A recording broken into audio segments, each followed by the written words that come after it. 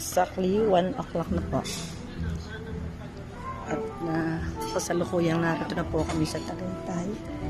Naghanap ng mga kakainan at dito po kami napadpad sa Ruin Project Restaurant. Yan.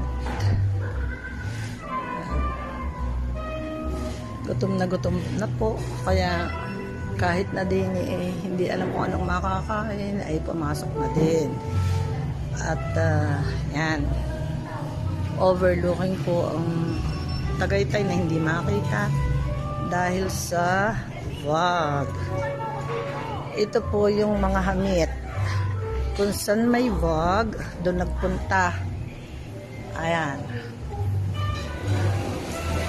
Pero enjoy naman po at maganda.